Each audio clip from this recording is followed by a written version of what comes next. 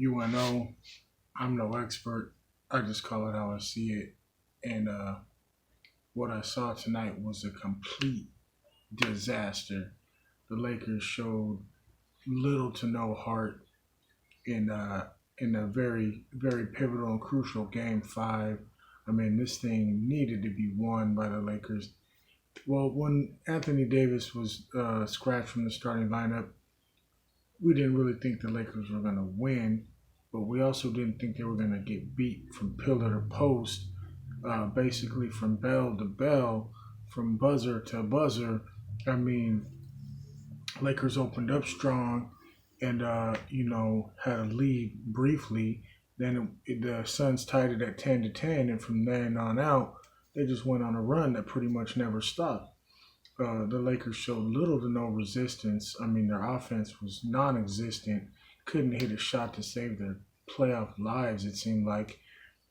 Sure, LeBron ended with a decent looking stat line because he went off in the third quarter and made a few 3 pointers to make his numbers look better. And sure, Kyle Kuzma was in double digits, but the Lakers were never even competitive. They got outscored in that second quarter. They went into halftime down by 30, and they ended up losing by 30. I mean, even if you're going to get beat on the road against a highly competitive Phoenix Suns team, second seed in the West for a reason, you're not going to lose by 30 points. And this comes after LeBron saying, I'm going to put the team on my shoulders. This is giving me memories of a couple seasons ago when he came back from that groin injury and said, I'm activating playoff mode, and proceeded to get whipped for the rest of the season and miss the playoffs. Is that what happens when he determines? Don't say it out loud, LeBron. Just do whatever you did in the 2016 finals when you brought the Cavs back from a 3-1 deficit against the best regular season team ever in the Golden State Warriors, who went 73-9 that season. Do that. Don't say it. Just do it, because what we saw tonight was not putting anything on your shoulders. And yeah, sure, Chris Paul got hurt again. He's tried to blame Wesley Matthews. Got up crying and pointing, yeah, he hurt me. When all Matthews did was try to run in and set up for a box out.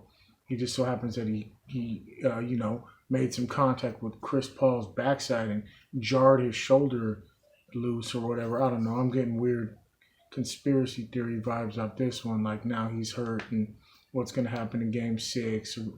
I don't know. Lakers are a mess right now. Now they are literally in a must-win Game 6 Thursday night.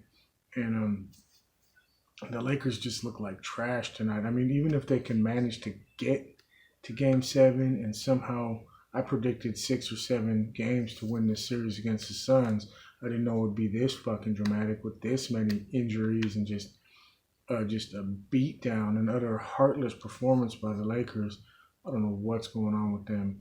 KCP, him being in the lineup, didn't really give me much confidence because he hadn't been doing anything up to this point in this series anyways. And he ended up leaving again, hurt again anyways. So the Lakers are not looking too good. We had 2 great-looking games where I said we looked like we were almost firing on all cylinders. And I know what happened Sunday with AD getting hurt again, yet again. AD hurt again. I know that changes the complexion of the series and of the game, but I mean, damn, 30-point beatdown.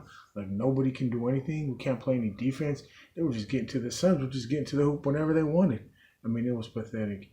I mean, it doesn't matter what the stats are. It doesn't matter who shot what. Devin Booker was on fire. Cameron Major Payne came in and made some major contributions, which just kept pouring it on and pouring it on and pouring it on when they needed it.